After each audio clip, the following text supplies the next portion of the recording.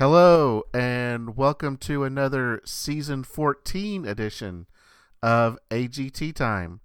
Cody Patterson here along with... Along with Jay Bach, ready to talk Season 14, Episode 5 already.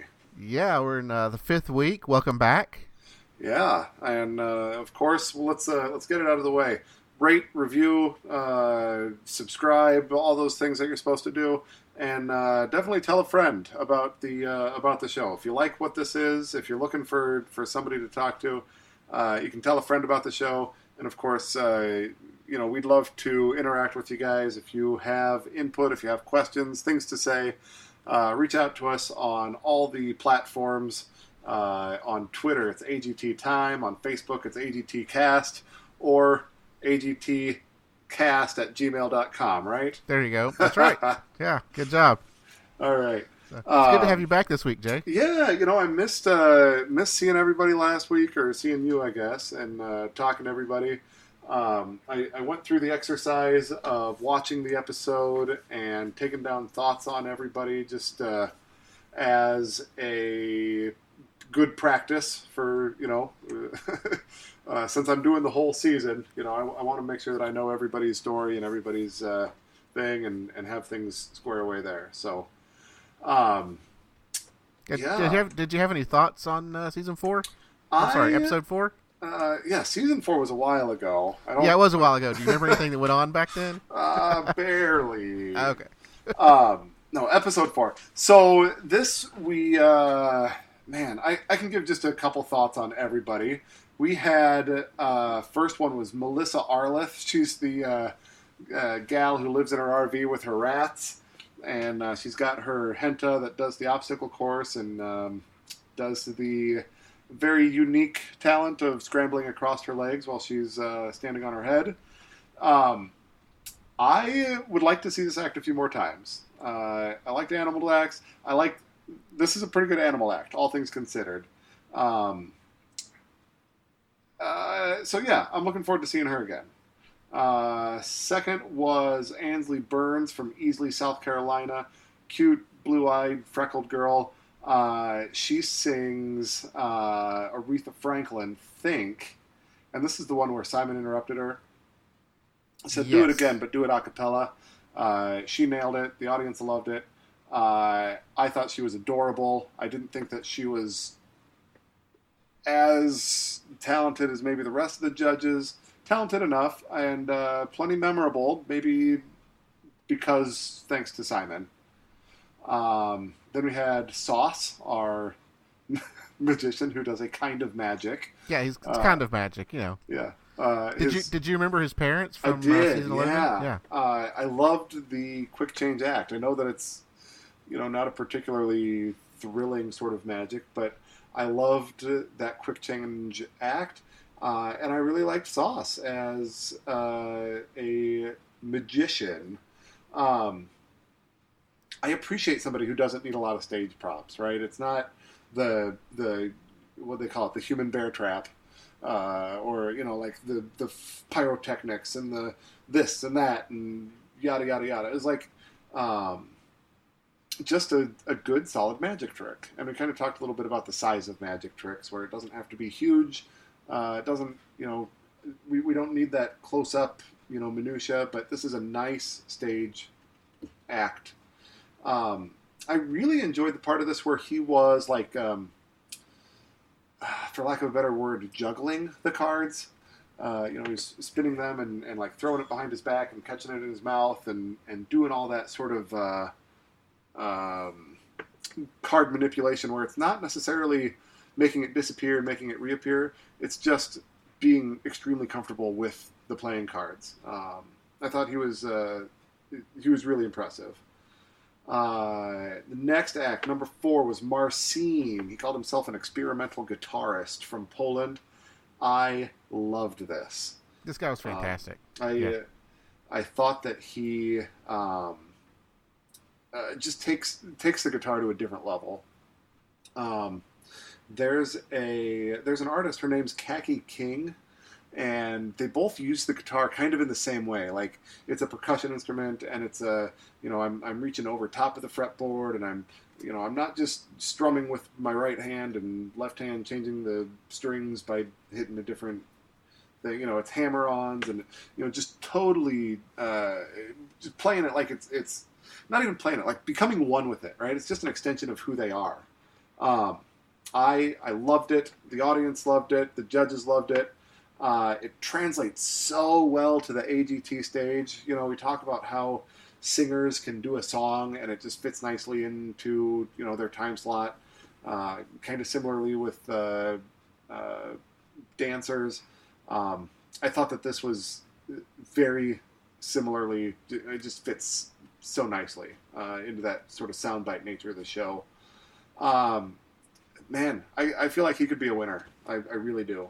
Oh, absolutely. Yeah. Next guy was Andy Rowell, a comedian from Cedar Rapids, Iowa. Also a, what was he, box office ticket salesman.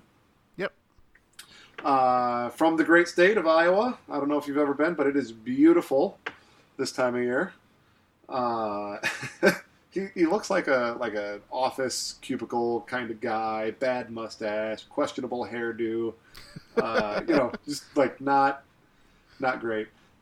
Says he's going to do some karaoke, which we had a nice package of Simon talking about how he hates karaoke, and then he goes into the song Tequila, which has one word repeated 3 times, spaced throughout the 2.5 minutes of the song. Very like Andrew Kaufman-esque, right? We brought him up last week. But I imagine Andy Kaufman doing his the Mighty Mouse, where he puts the record on and it's just sort of music, and then at the part where he says, "Here I come to save the day," he breaks out into this, "Here I come to save the day," and it's brilliant. It's so well delivered. He stays completely unemotional through his presentation. Very, very simple. I hope that his brand of comedy is going to translate to future rounds. I don't know that it will. I'm not sure that he can win America over. Yeah, he's a thing. He's got videos out there. I mean, he's been doing this. Oh, really? A while. Yeah. All right. Well, yeah. He may. I hope to see maybe a little bit more range. He cannot do this act again and go far in the show, I don't think. Next, we had a Dem Show from Kyrgyzstan. They were the dance group inspired by the Jabberwockies. They were as good a poppin', lockin', contortionist, twisting group as we've seen in a while. Again, judges loved them. This was the Mortal Kombat group, right? Yes. Yep. Reminded me a lot of Kenichi Abina, yes. But it was not just Kenichi Abina. It was 4 Kenichis, right? Yes. So it's really cool. They do a lot of things that we haven't seen a lot of, and they do it very, very well. I don't know. Maybe they could tell a little bit more of a story. But, man, I enjoyed this as much as I've enjoyed any dance group. Yeah, I don't enjoy a lot of dance groups, but I did enjoy this because there were characters. There was 4 of them, and it said they were inspired by the Jabberwockies. And anybody that's inspired by the Jabberwockies, I enjoy. Yeah. Next, we had Voices of Service, the Army, active and retired Army members, 3 men, 1 woman. They were buttery smooth vocals. They were very, very just easy, so easy to listen to. They harmonized beautifully. They, you can tell that they listen to each other and they are feeding off of each other so well. Really fun group. Terribly, terribly likable. Hard to find really anything to critique on them. I enjoyed it. And was it Simon that brought up the arranging as well? I believe so, yeah. It was really well arranged. when we watched the sing-off. When I watched the sing-off back when that was on TV, it was like the a cappella group competition. Like the arranging was as important and impressive as the actual performing of the arrangement, and that's something that they really do well. Also, you were going to say something? No, I was basically going to say, they took a pop song by Katy Perry and turned it into this smooth harmonies. Yeah. That just I thought was absolutely fantastic. Yep.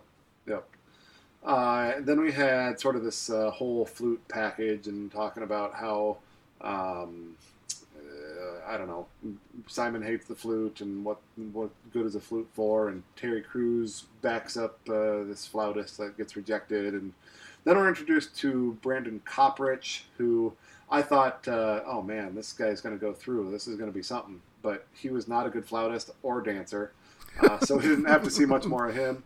Well, the crowd was really into it, and the girls were really into it, and Howie was into it for a while. Yeah, and then it just didn't. It never got better. No, it didn't get better. No, he didn't bring anything other than a little bit of shock value. But this type of act is kind of what I've been looking for all season. Well, the first few episodes, where there was excitement, but there was some dissension in the crowds, and it was a bad act, but it was still fun. And Terry came out and had some fun with it. Yeah, this is kind of what I've been waiting for. Yeah, it was pretty entertaining. For a moment of TV. We also got to see Sonia Fitzpatrick get rejected for her ability to communicate with animals. And then we get back into the good acts. We had the Dominguez Poodle Review from Dallas, Texas. They did the song Don't Stop Me Now and a dog act. A lot of things that we've seen with Olate dogs, but also has two young kids with them along. Howie said it's exactly what we and America love, and Cody L. Patterson has never agreed more. The judges enjoyed it. They were fun. Honestly, I don't think that they're the best dog act that we've seen. They didn't show me anything that I hadn't seen before. No. But you know what? They're clearly talented. It wasn't new. It wasn't new and fresh. It's the same act we've seen from Pompeo Dogs and Olate Dogs and all these other dog acts. But Michaela in that little pink poodle outfit was adorable. Just adorable. Yes. So darn cute. She was the best part of the entire act. Yeah. Next act was Very Warm from France, the vocal performers, a cappella group again. And I wrote in my notes, they do with their voices what Marcin did earlier with the guitar. Yeah. They were beatboxing and they were doing sound effects and techno noises and just really playing with the tempo and going with these offbeats. They do a good job of showing who is making which noise, which makes it that much more visually appealing. I love this. They could be a front runner for me. I really think that they've got the ability to go a long ways here. Yeah, absolutely. Talented, engaging, likable, and good. So I don't know what else they could do to improve. And then last but not least, the Detroit Youth Choir did Can't Hold Us by Macklemore. They were just, they started off with the trope, right? We're a choir who's singing a choir song, and then they bust it out, and they're all dancing all over the stage, rapping, singing. They were really engaging, super high energy. Judges loved it. Terry Crews was just about in tears over it and gives them his golden buzzer on the night. I don't know that they're golden buzzer worthy from my estimation. I don't know that any choir could ever be, for that matter. But they're as visually and musically engaging as any other choir. So that's my quick thoughts on those 10 acts. Maybe got a little bit longer than I intended to, but it's okay. It's okay. But there you go. Okay, well, good. I'm glad we got those thoughts. Yeah. I'll give you a chance to talk a little bit as we jump into season season 14. Season 5. Now we're on season 5. Episode 5. Yeah, we went straight from season 4 to season 5. We covered Boom, the whole thing. just like that. That's right. First act was Nick and Lindsay Williams. You want to tell us about them? Yeah, so this is Sideshow. Their Twitter handle is Sideshow Opera. So I think they said that that she plays the violin and he sings opera. Yep. Another group that started out doing one thing and completely changed into something else. I'm actually getting a little tired of this, Jay. Yeah. In 2 of the acts that you just talked about, they did that. And I'm wanting these acts now just to come out and just do their thing. The fake outs are starting to get a little old. Yeah, it's kind of a trope, and especially when you're not good at one or both of the parts, right? If you're great at both, I think that you can pull it off. If you're, above average or below, it just doesn't quite have the punch, the pizzazz that you're looking for in it. Now, I will say that the part that they transitioned to blew me away. Yes. So the roles were kind of reversed. It kind of a little bit of dangerous games. Yeah. Yeah. So the roles were reversed in this instance where she was the knife thrower and he was against the board. Right. And not only does she throw knives, Jay, she throws knives with her feet. Incredible. So we have a combination of Sophie Dawsey and Dangerous Games. Sophie Dawsey meets Dangerous Games meets who else? I don't know. Paul Potts. No, not Paul Potts. But the couple, the guy that got shot in the face with the bow and arrow. Oh, well, but we got to have a singer in there too. Oh, I guess that is true. So maybe Paul Potts. All right. Well, yeah. Yeah, really, right. We talked about the Detroit Youth Choir, who they went from being a traditional choir to this hip hop group. I did not see this coming. If you were going to say, okay, they're going to do that thing where they start with one thing and then they transition to a different thing. What do you think they're going to do? It would have taken me dozens of guesses to get to throwing knives, and then throwing knives with feet. I don't know that it's possible to get there. It's just such a crazy, outlandish talent. Yeah, I didn't expect this at all. And then she not only throws the knife with her feet, but she throws knives on fire with her feet. Yeah, so she ups the game again. Blindfolded. Blindfolded, yes. Right. Some people throw knives. She throws knives, laying on her back, blindfolded, on fire, with her feet. Yes. To her husband. Yeah. Yes. Really, really incredible. Did they just use their entire bag in this show? I don't know. Okay. I'm willing to watch her throw knives with her feet again. Oh yeah. They could do the same act again, and I would love it just as much. I don't know that they have to do something too different, but because it's so unique, right? We've never seen this before. Watching Sophie Dawsey shoot arrows with her feet. I've never seen that before. Bring that back on my TV, right? It's that same thing. It doesn't have to be too different, but they do have to keep America engaged as well. So, I'll be interested to see what they might be able to do.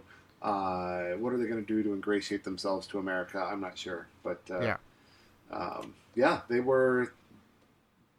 Blew me away. It was a great way to start the show. Great way to start the story. Good start. Yeah. Yep, absolutely. Were you surprised that Simon volunteered to go up there? A little bit, yeah.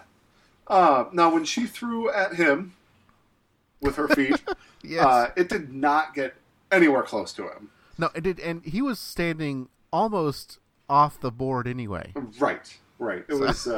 It did not really appear to have him in much peril.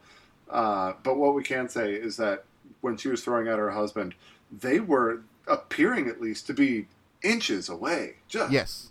right on target. It was really, really incredible. Yep. Yeah, I enjoyed them a lot. Really good start. I don't know how deep they can go, but I'm excited to see them on the TV again.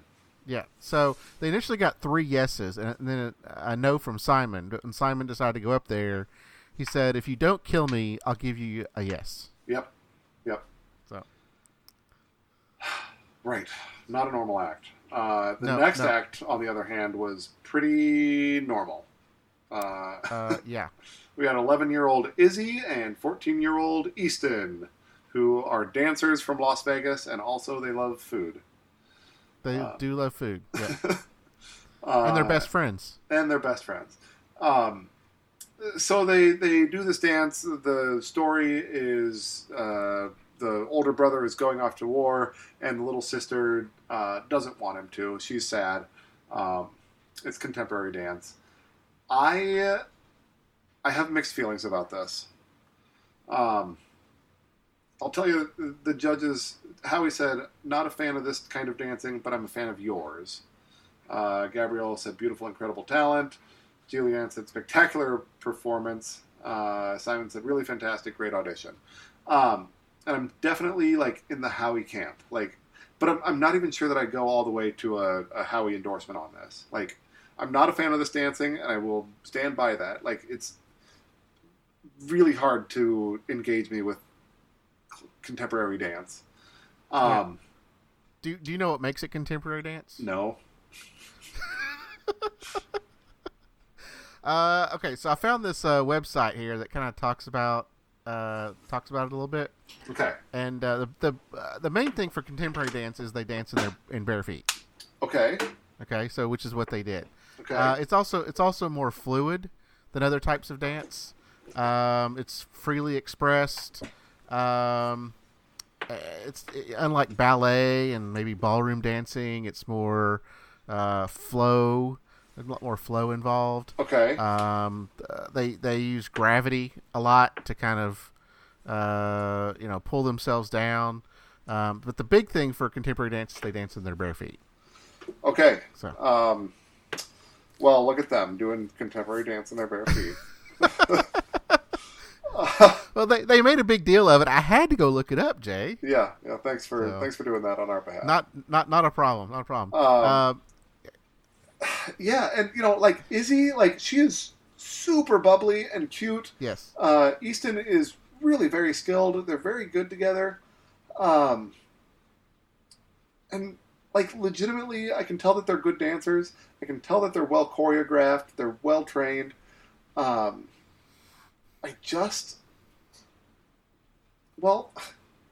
all right. Well, okay. Let me ask you this then. Do as they move through the show, do they do different kinds of dancing, or do you think they stick with the contemporary? I don't know.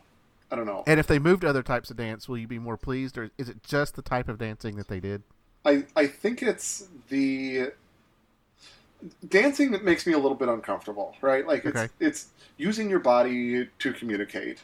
Yeah. And this was just a little bit too sexy for me. Like it's okay. And that makes me uncomfortable, especially for an 11 and 14-year-old. Like I just don't I have a hard time watching it, and I have a hard time really appreciating it because of that.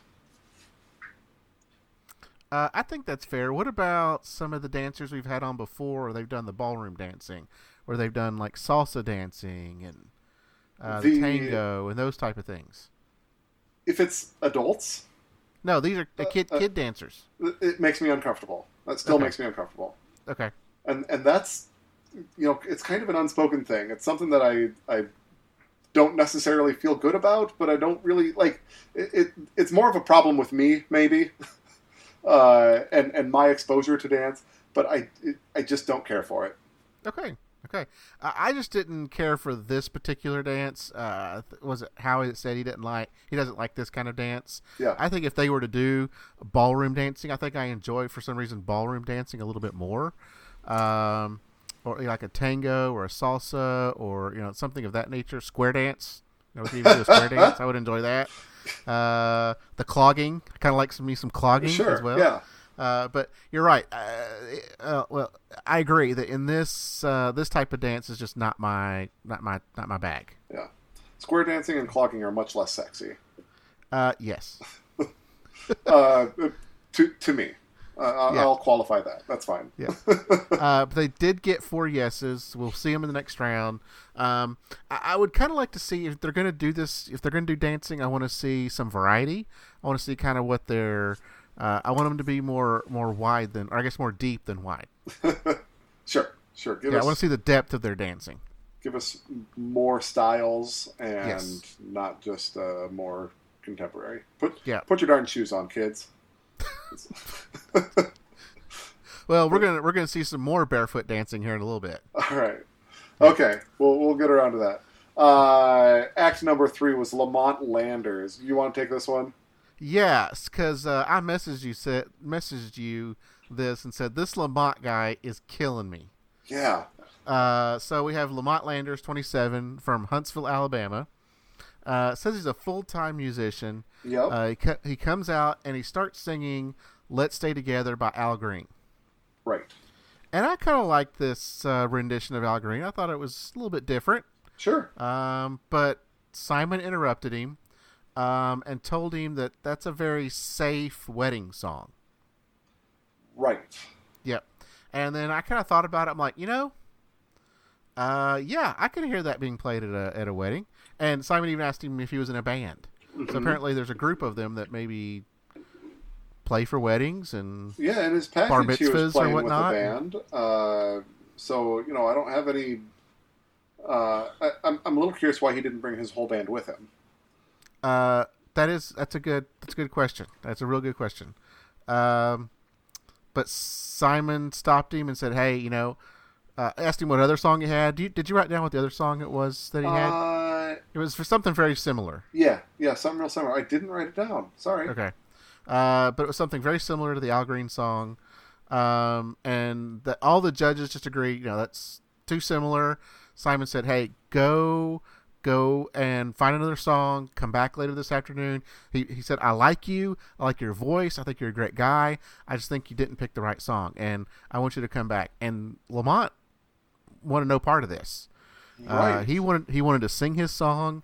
He didn't care what Simon was saying. He even asked the crowd, "Hey, what do you want?" And I couldn't really get what the crowd was responding with. I couldn't tell if they were boos or could you kind of... It was a little bit mixed. Some of them were behind Simon. Some of them were like, what we're supposed to do is cheer for the underdog. Let's cheer for the underdog. And okay. I think it was a little mixed from the crowd, yeah. Okay, good. Okay, because I couldn't tell. So that would probably be why. But Lamont was not happy with this. He was very argumentative, and Simon was getting very frustrated and was on the verge of just telling him to go home. Right. But was trying to give him every chance. The judges, Julianne and Gabrielle were like, "Dude, you take a moment, think about this." Right. Terry said, "Hey, you might want to." Oh, did I lose you? You might want to go and come back, and he eventually did. And I kind of liked it. And that first part only lasted about 40 seconds. It was very quick. Right. It wasn't. Yep. It wasn't too much.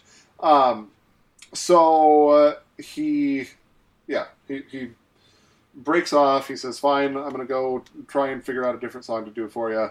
Go to commercial break. We come back. They remind us what's going on, and we see this montage of him struggling and trying to come up with a song. And I don't know who he's talking to that is kind of coaching him through this, but he's having a heck of a time. He does come back on stage, and he does another song.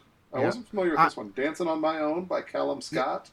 Yeah, but real quick on the montage. I was kind of enjoying the montage a little bit because I like behind the scenes stuff. Uh-huh. So I thought it was really cool. They had someone, and I'm guessing that's an AGT producer or musician or someone that works on the production staff that they were really trying to help him and give him tips and make sure he's picking the right song. And I thought that was really, really cool of AGT. Yeah. It does make me wonder about parody, right? Are Yeah. they giving everybody this kind of a chance, or is this? Yeah. What is special about Lamont that he gets this kind of treatment? Where Yeah. And I think that's where I was like, it's really cool, like seeing the behind the scenes stuff. But I'm like, what's going on here? Why are they doing this? Why are they helping him out so much? Why is Simon giving him this second chance? And we've seen singers get second chances. We saw, who did we talk about earlier? Or who did we talk about in episode 4? We just talked about her.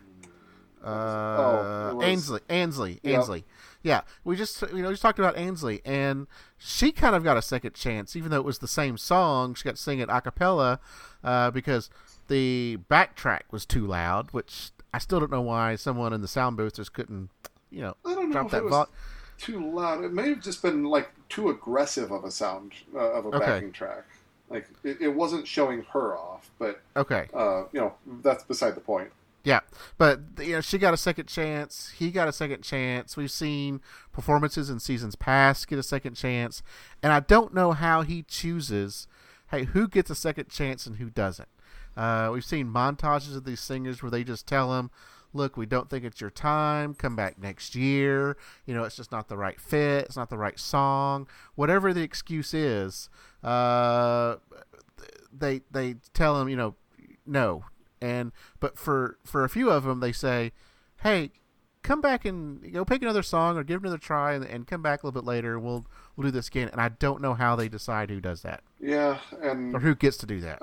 I guess it's Simon's show. It's Simon's baby. It's he's the record producer, right? He's the one who has the eye for the talent. And if he sees something there, I'm willing to trust him that's what it is. It also, it makes good TV sometimes. So, but you talk about parody, and these other singers are probably thinking the same thing. Why does this other guy get a chance? And when he basically did the same thing that I just did, or maybe even worse, or whatever the reason may be, I just don't get it. It's frustrating to me, Jay. Yeah, and sometimes you just have to embrace that it's not fair. Yeah, agreed. Fair enough. Fair enough that it's not fair. We'll roll with it. Yeah, so he came back. He sang "Dancing on My Own" by. It was originally written or sung by Robin, and then covered by Callum Scott. Okay. And then he also made a comment right before he started. Hey, I learned this song in the last 30 seconds, so forgive me if there are mistakes. Should you really be saying that? No, he's really hedging his bets here. And then he gets started, and the audience is clapping along, and he's just not feeling it, and he stops, and he says "Can you guys not clap along?" And the judges say, "Slow it down." That was for him, right? Yes, yeah. Take a step back on the tempo, and he settles into a really nice rendition of the song. I don't know. I personally was just kind of underwhelmed by the whole thing. Agreed. I didn't think that he was great. I didn't think that he had made himself memorable, other than what Simon did sort of on his behalf to make him memorable. I don't know. Bring your band with you, right? Show us what you do when you're doing a gig. You're making a living on it. Why don't we go with that instead of trying to maybe try this solo thing? Agreed. Yeah. I don't know what he's going to have down the road unless they just really work with him. On his own, I don't think he's that great of a singer. Yeah. I mean, I kind of enjoyed what he was doing with Let's Stay Together. It was fun. It was different, but I still don't think it was fantastic. I personally did not see what was so different with him compared to some of the other singing montages that we've seen. Right. So agreed. But he did get 4 yeses. After all of that, he got 4 yeses. Yes. So after him though, we have an act that got 4 no's.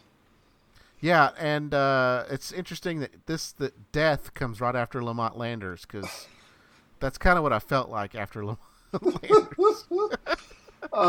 So Death, he gets his own intro package though. Yeah. So we're introduced to Death. He's 2.4 billion years old, the son of God, and his mother is Mother Nature. Is that really how that works? I think so. That's Okay. Okay.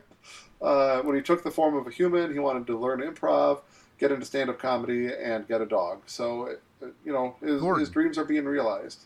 His dog Gordon. And his dog Gordon. So his act, this gentleman is, he's got like skeleton death makeup on, wearing a black really robe. Bad makeup on. Not great. Yeah. His act, I didn't think the material was terrible. Just sort of one-liners about death, and I didn't actually even take any of them down. It was terrible. All 3 jokes that he told were terrible. Were they? There was not a single chuckle in the entire. In fact, Howie was laughing because it was so bad. Sure. What about like Kevin Schwartz though? Right? He had those one-liners. He was the agoraphobia comedian. Yeah. Like, kind of the same act, right? Kind of the same, like, the same sort of material. Maybe, but it may be the fact that this guy he calls himself Death. So, right there, it's kind of a big downer anyway. It's part of the comedy. It's dark comedy. I don't know. Would you have given him a yes? Probably not, but... Okay. But, I don't know. They spent plenty of time on him for him to get 4 no's. You got 90 seconds. You got basically a full set. Jeez. Crazy. They showed his entire four jokes, and right. I'm actually glad they did this. We needed a little break from all the yeses. We needed something to kind of we needed some no's because of all the yeses they've been given, you're just thinking surely they're not going to give this guy yeses. It did break up the night pretty well. Next act of the night, though, I really did enjoy these guys. The Ndlovu Youth Choir from South Africa. Limpopo, South Africa. Yes. Most of the homes there have no running water, so much poverty. A lot of the parents have died, so the kids are watching their siblings. I'm guessing that this choir, like, in its existence, makes some sort of income for the kids. I don't know. But it's really kind of fun. Kind of a fun group. Oh, they're a fun group, yeah. They when they were kind of introducing themselves, they handed the mic to one of the kids, and I usually watch with the captions on. Uh-huh. And the captions were put on the screen. My name is, and then in brackets, indistinct. Indistinguishable, yeah. Yeah. I saw that too, and I usually will try and catch names and spellings of things with the captions on. That's how you get like the names of the songs a lot of times. So I saw that too. I have no idea what that poor child's name is, but yeah. But they can sing. They can sing all right. They did a song called "My African Dream." I'm assuming this is an original. It was hard to tell. I'd looked it up. Tried to put it out on Spotify. Yeah. Or, my Spotify playlist that I do for AGT every week. Right, and go check that out. Go check that out. And it's there were several different recordings of it. Now I haven't listened to any of them to see if it matches up with this particular song, but there are songs out there called "My African Dream," and it's just very possible that there are multiple songs called the same thing that are different songs. So I don't know at this point if this is an original or not. Okay, all right. Well, I wasn't familiar with it. I will tell you that just listening to it, it reminded me of like The Lion King. That is absolutely what I thought as well. And there's a acapella group, Ladysmith Black Mambosa, I believe also from South Africa. They did the Lifesavers commercial. Okay. Right, like you can hear that African harmonies, that African sound on there. Lifesavers, yum. But yeah, like a lot of like those really crisp, like African sounding harmonies. I thought the soloists were wonderful. I think their smiles are great. They're really pleasant to listen to. I liked them a lot. Do you like them better than the Detroit choir, or about the same? Or I would say better. Okay, I do too. I like them better than the Detroit Choir. Yeah. Yeah. Howie said, I love the sound. Gabrielle, you did not disappoint. Julianne said, I feel your authenticity and joy coming through. Simon said, we've been waiting for a choir like this. So they were really, really good. We don't have video on tonight. So it was a good show. It was a really good act. I thought that their costuming was good. Their staging was really attractive. The music was very really colorful. approachable. Yeah. Not a lot to complain about. No, other than the captions guy needs to go find out what that kid's name is. Yes, he does. Here's a hurdle that I see for them. Okay. I think that voters, that America will be confused as to what would happen if they won this show. Okay. Like a show in Vegas, that's not going to work for them, is it? Right? Like why not? $1 million, because they have families in South Africa to take care of. So So I mean, they'll make their money and they'll send their money back to South Africa. Yeah, maybe so. Yeah. I don't know. Like it doesn't feel like, and they're a youth choir, right? And I kind of feel this way about all the youth choirs, but Okay. especially maybe a foreign one. Like I don't know. I'm afraid that America is not going to know what would happen to them, what would work for them, and they might lose. They might lose votes just for people being confused.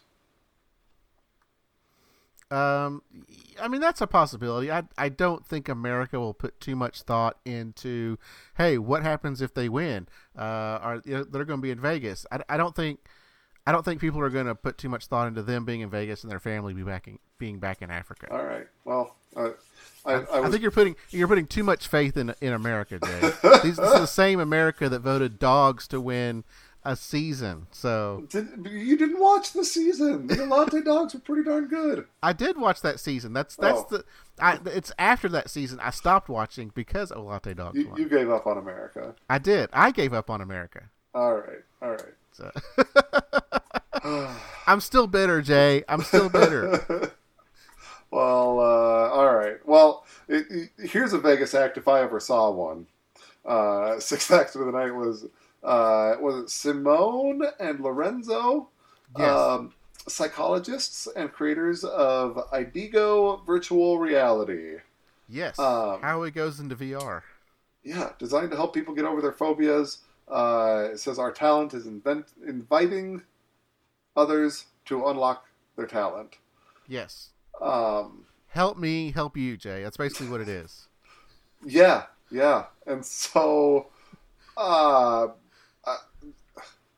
they bring Howie up on stage. He does this VR, like, Afraid of Heights thing, and grabs a guy's hand who actually came out on stage wearing the, green, to match the green set, so the audience could see what Howie was seeing in his virtual reality world.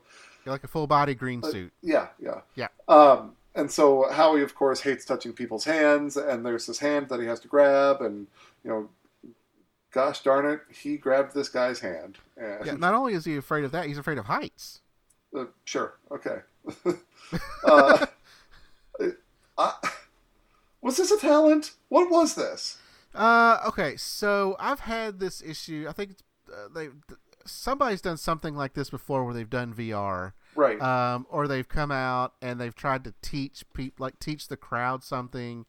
And I've wondered if this VR stuff is a talent. Now, if you're dancing to VR, like some of these, like Kenichi does, where you're dancing to something that's projected up on the screen, projection dancing, that's one thing. But we've had a couple of these acts come out and actually do VR. And I think it may have been, I don't think it was last season. I think it was season 12 where there was a couple of guys, or maybe 3 guys, and they brought out a VR somewhat simulation. And I don't believe that they got put through, but I don't believe we saw them again in Judge Cuts. There was like and they said, oh, we report to this guy, and this guy is the imagination for this thing, and da-da-da-da. But yet, they were there to kind of just represent, and we're like, well, why don't we bring the actual guy? So I've always wondered too if the VR stuff. I love VR. I have PSVR and I've played it and it's fantastic. But I don't know if it's really a talent on AGT. Right. Okay. Yeah. So this is a distinction, right? It is a talent, right? Helping people get over their phobias is a talent, and the world needs more of it. It's not an act. Yeah. Watching people overcome their fears is not an act, and I just have maybe that's the problem. Because the guys themselves didn't really do anything. They interacted with Howie. They brought him up on the stage. They even asked him, "Do you want to put the visor on, or do you want us to do it?" And he's like, "No, I can do it myself. I'm a big boy." Right. So he even put on the thing himself, and then they really didn't do anything except kind of coach him a little bit. But I didn't really see that as an act. I'm not sure. How do they find out what program to load for the person that comes up there? Yeah. Like, do they find out what Julianne's fear is and write a program for her to? So I don't know how you would do this in Vegas. Or did they have her just do the same? Like, we're gonna have you crawl out on these ropes and grab this guy's hand. Well, I think their thing is they as psychologists, customize it they're to working. Everybody's. They're right. They have to customize it to the person's fear. So if Julianne is afraid of snakes, well, then they have to write a program where she interacts with the snake. And I don't know how you do this in Vegas because you would have to know the person's fear when they come up on the stage, or just have like 1,000 different programs ready to load up. Yeah. I don't know how this turns into an act, and I'm just having trouble imagining like what they could do with it to make it like Vegas ready, to make it like it's just so hard to make this into a stage act. I'm out on it. I will say that I was entertained. Yes. I enjoyed watching Howie crawl on his hands and knees and save a guy. One time. Save a guy. I don't need to see it again.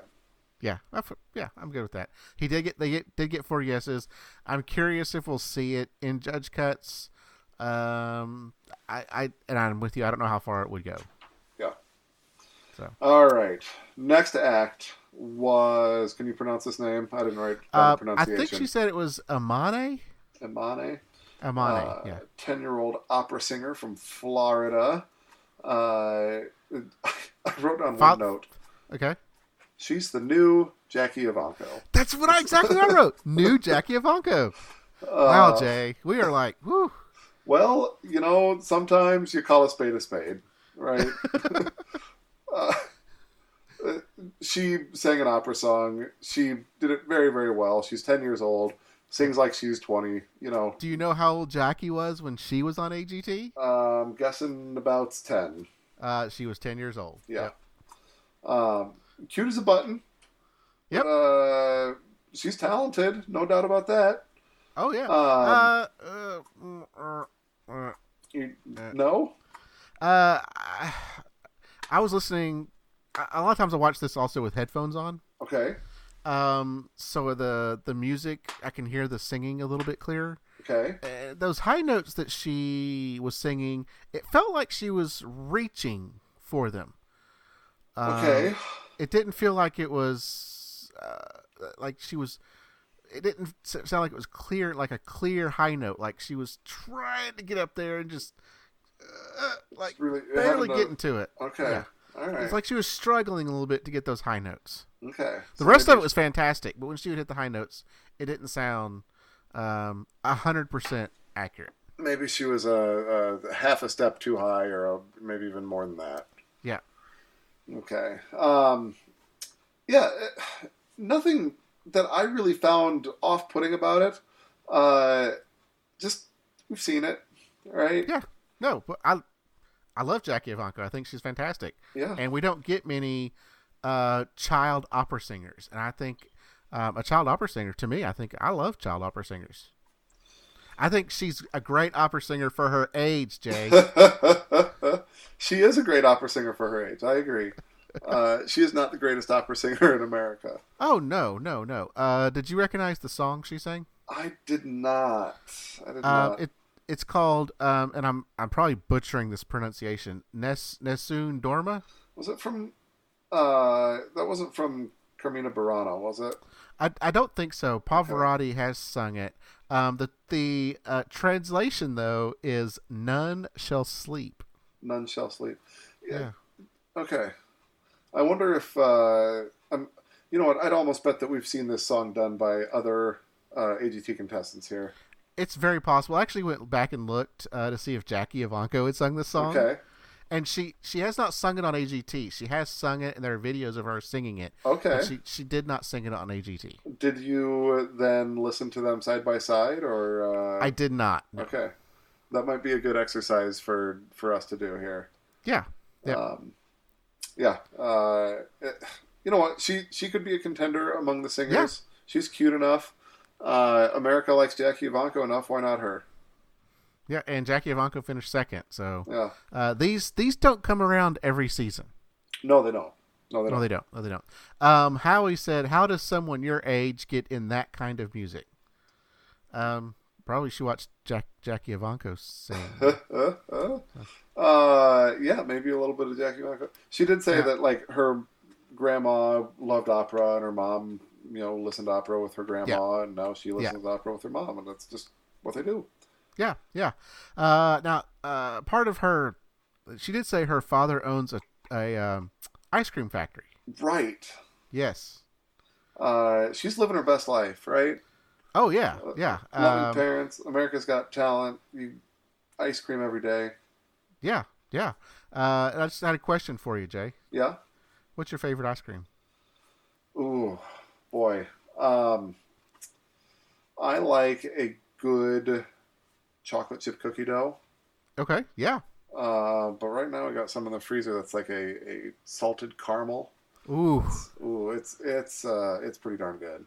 Yeah, I've always been partial to cookies and cream. Okay. But there's this one pint of ice cream that I found that's coffee flavored. Ooh, yum. Yes, it is fantastic. So, there's everyone our ice cream segment of the night. I find that like ice cream is awfully sweet by the end of it. So something like that salted caramel, or if you go with like a coffee or like a little bit more of a, something to cut through that sweet a little bit, really just sets it off that much better. Yep. Also love me a good root beer float. Ooh, yep. Okay, you got anything for Amane? I've said what I need to say. Okay. Well, then we get into our dog act, Lucas and Falco. Yeah. I don't know. Lucas and Falco reminds you of? There's two acts in particular. Okay. Sarah and Hero. Yeah. Ashley and Pudsley. There you go. If you've seen them, you've seen Lucas and Falco. Yes. I don't know if Sarah or Ashley is dating anybody. I don't know if Lucas is dating anybody, but that's where my brain went. Like, hey, I'm not sure how many people want to hang out with this guy, but I can think of a couple people who might. He's got something very specific in common with them. Yes. And also, he said Falco is going to retire after AGT, and I think Hero might be in retirement. Yeah, and Pudsey, I think, passed. Pudsey passed. so she has a new dog. So. Yeah. It's I don't know. It's all the same tricks. That's dancing backwards. It's jumping into his arms and through hoops and on his back. And I didn't. Now, he did have a lasso this time. Sure. Okay. Yeah. Not a jump. See, he had a rope, and I thought he was going to do jump rope, but he ended up doing a lasso. Yeah, it was a little bit different. All right. It's very slightly different. You're right. I don't know. We get to this lull here in the show, like around the 7, 8, 9. I feel like every week I've been like, nah, more of the same, whatever. Yeah, you got to show me something new. I haven't seen anything new. He's handsome enough, but like he's not so super likable or whatever. Like I just, whatever. I don't know that I would have given him a yes. Yeah. Simon said, I think it was Simon, I think this is the best dog act we've had this year. Yeah. Was it the first day? I I don't know. We saw the poodles, the Dominguez poodle review last Yes. episode. Yep. Have we seen other? Do we have other dog acts going through here? That's a good question. I had my notes up here. Let's see. Had a dog of an act with the human fuse in episode 1. Well, we've had a rat. So. We did have another animal with the rat. Yeah. Yeah. Yeah, I don't know. Looking through, I'm not seeing another dog act. So yeah, they got their token dog act through, I guess. Yeah, and this, again, like you said, it was the very same thing as Sarah and Hero. Sarah and Hero is exactly what I thought. I was expecting him to say that they live in their car. They travel the country in their car. Yep. So yeah.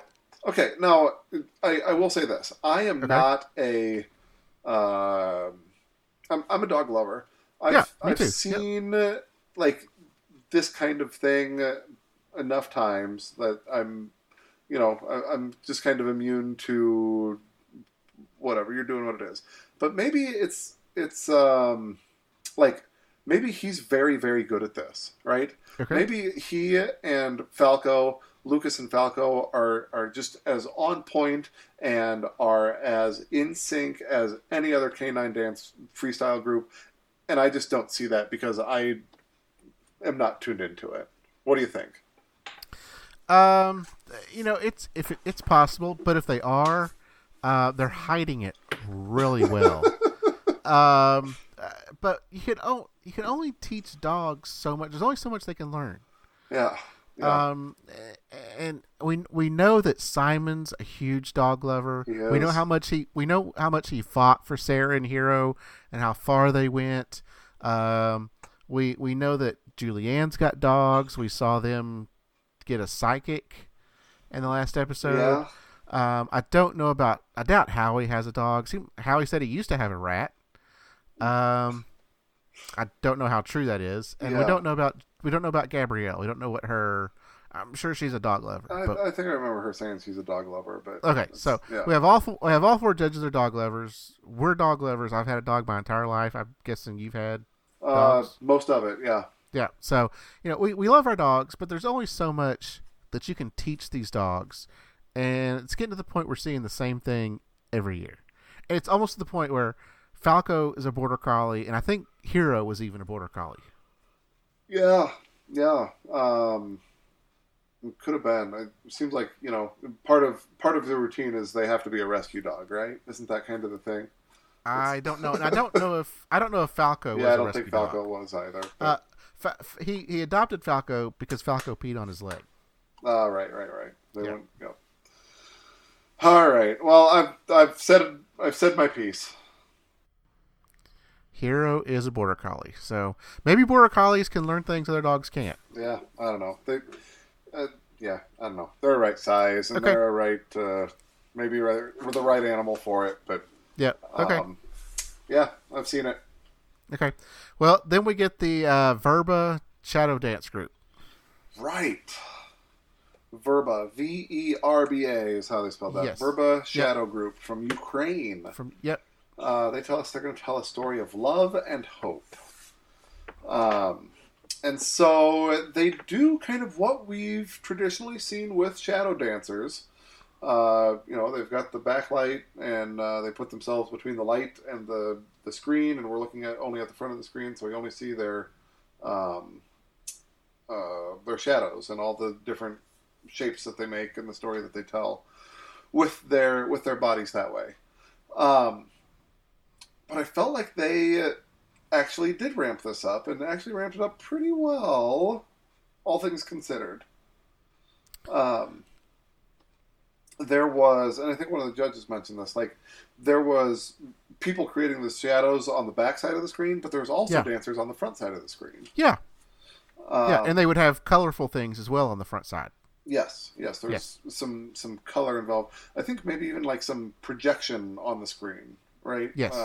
That they were interacting with or using as part of the show? Was there like a sunset or something? Am I remembering that correctly? There was a sunset. The gravesite had a little heart on it. I think they had some trees, some Yeah. maybe cherry blossom trees that were pink.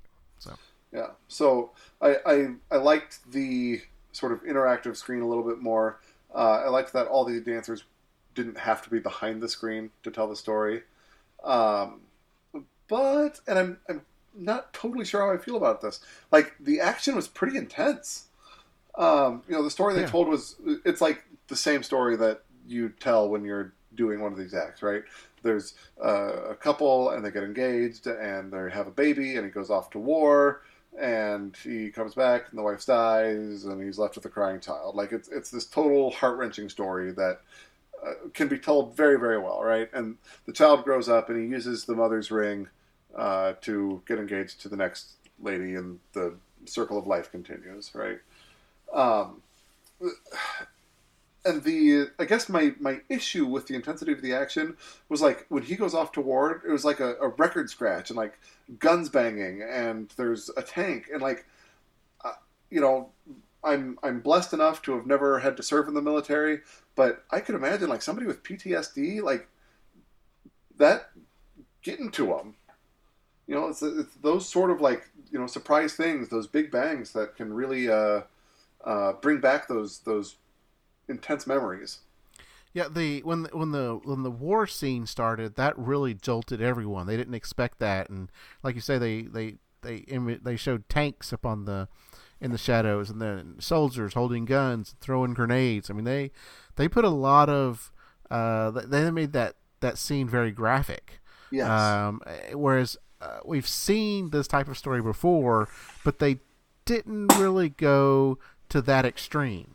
I don't know that we've seen one that's that graphic. Yep. Yes, I mean we didn't see blood or limbs falling. We didn't see any of that nature, but still we saw actually actual weapons and military armament, but we've never seen anything like that in our previous Shadow Dancers. Helicopters, things like that. Yeah. Yeah. So I thought all of that was really good. I didn't think the dancing itself was as good as what we've seen in some of the other Shadow Dancers. There were some parts where their alignments were off. And the images that they made, some of them didn't feel as crisp and as clean as what we've seen before. And I'm looking more for that. And if you notice during the judge comments, they commented more on the impact of the story and not the quality of the dancing. Right. And I think that's probably what they were going for, right? Like they had the story to tell. And I do have a little bit of a problem with just how explicitly they told the story. Like they didn't leave a whole lot to the imagination. It was like, oh, here's the ring, and it's a ring, and it's in my hand, and I'm handing it to you. Like, yes, like there wasn't really room for the audience to interpret it, and I feel like maybe a little bit more abstraction on it would be would serve them well. Agreed, and they can comment on the story, but you still need to have the quality of the dancing in order to make it a great act. People can tell stories that seem impactful, but it still has to be told in a quality manner. Yeah, a good joke told poorly is, it ruins the joke. A good song sung poorly ruins the song. A good story danced poorly it ruins the story. So I think they did enough to to do what they have to do to go through. I think that there's room for improvement, and honestly, I like them enough. I hope to see a lot of improvement. I think that there's a lot here. They do have room for improvement if they can tell those similar types of stories, but with better quality dancing. Then I think they can be just as good as, and I'm trying to remember who it was. The Silhouettes. Yeah. And then who is that crew from? Was it England that we saw in Champions? And I've been trying to stall and look them up. I'm trying to find that dance crew that we saw in Champions from England that we were just blown away with. That basically told this similar story. Exact same story. Less guns. And I'm having trouble stalling to go through my Champions notes and find this act. All right. Well, while you're looking that up, I'm going to start talking about the next act, okay? Okay. All right. So we get like our intro package, and it becomes painfully obvious that this next act is going to be Julianne's golden buzzer. It's like all about how Julianne hasn't yet used her golden buzzer and how da-da-da-da-da. And in the first 4 episodes, we've gotten 4 golden buzzers as the very last act of the night. And gosh darn it, there's only 10 minutes left in the show. And we're going to start telling this guy's backstory. And, you know, it's just dripping with, oh my gosh, you know, like, let's get to it. So our next act comes on. It's a guy named Ben Trigger. He's an Australian. He's 25 years old. Is that his real name? I don't know. It could be a stage name. That was a joke. I think one of them asked him that. Is it a real name? Yeah, it's his real name. Okay. All right. Sorry. Way over, Jay. Sorry about that. They did have that in their banter. I forgot that. That's funny. So we're talking to Ben Trigger. He's got all the credentials of a legitimate dancer. He's been doing it since he was a child. He has overcome injuries. He is like clearly like classically trained, and he's going to be able to dance. Like I'm fully expecting it. And you know, when he gets started, he is like actually a real legit dancer. And not far into his act, things take a left turn here. Yes. He strips another barefoot dancer, Jay. Yes, he was barefoot indeed. Yes. He strips all the way down to a like one piece, tight fitting, like women's bathing suit looking thing, except over the chest there's no material except for a couple of pasties and tassels. He comes down to the judge's table. He shakes his tassels at Simon. He rubs on Howie, and then he accidentally lays on the golden buzzer. And I think confusion ensues because Julianne, I don't think necessarily wanted him to be her golden buzzer. And so like things kind of go chaotic, and Howie says, "This is my favorite golden buzzer moment." Gabrielle says, "You gave us a whole show." Julianne said, "You actually have some serious moves." Simon calls him hilarious. They give him 4 yeses. He's memorable, lots of personality, actually a legitimate dancer. And I guess I didn't bring this up, but he's a bit of a heavier set guy. I believe he revealed that he's also gay, and so like he doesn't really fit this mold of a traditional dancer, which is kind of the bait and switch that you're always expecting. But he'd go to an audition and stand there with the crowd, and whoever he's auditioning for would just immediately dismiss him without even seeing if he can dance. Yeah. So he's actually a legitimately good dancer. And yeah, he's good enough to watch. I don't really see him going past judges' cuts. Any solo dancer, I'm gonna have trouble getting fully on board with him. You say he's a legitimate dancer. I thought it was kind of weird. It was a little bit weird. Yeah, sure. It was a little bit weird, and I didn't think he was that great of a dancer. They said he was fun. I think he was funny. I didn't know if it was supposed to be funny or if he was trying to be serious. And of course, he lays down on the golden buzzer. I think we get hashtag fake golden buzzer. Terry tells him, you actually didn't get it. So he still didn't get Julianne's golden buzzer. Right.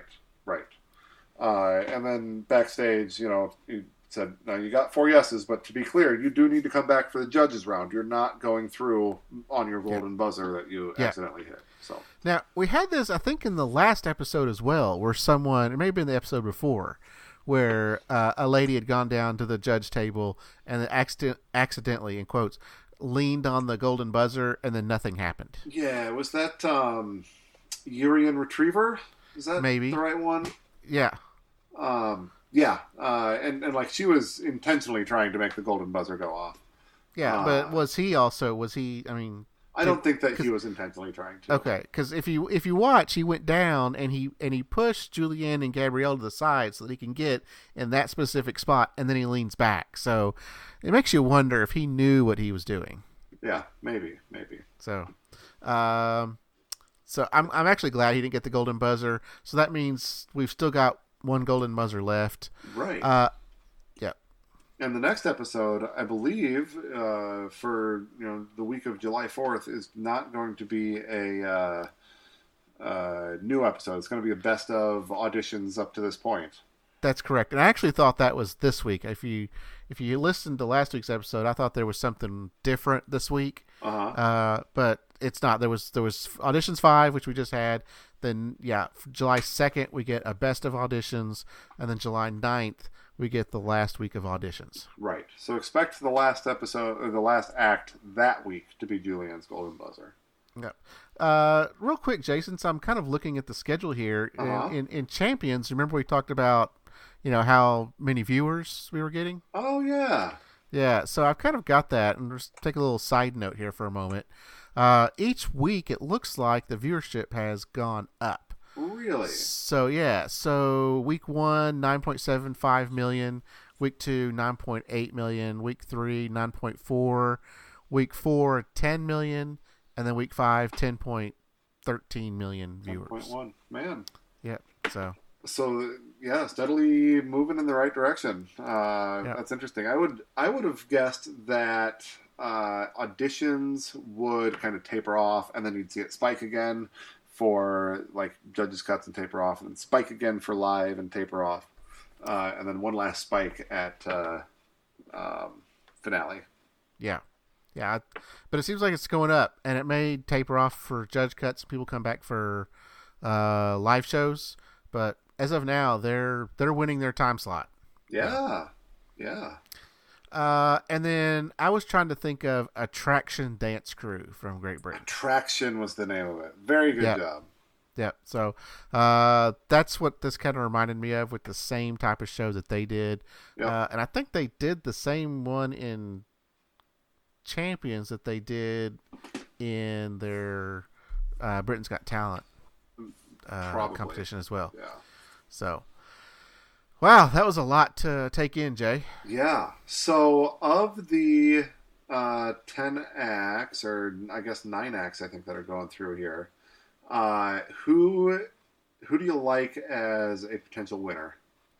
As a potential winner? Yeah. Of this crew, I would say the youth choir would be a good candidate. Okay. Amane would be a good candidate. Yeah. And that might be it. All right. I highlighted those two, and also Nick and Lindsay Williams as a potential. That's the knife throwing violinist opera singer. Yes. Yeah. I would agree with that. From the top of the episode, I think that they're unique enough and likable enough that maybe just something. Yep, they just need to make sure that she doesn't throw a knife into his neck or something. Right. Yes. Yeah. Let's continue let's to not.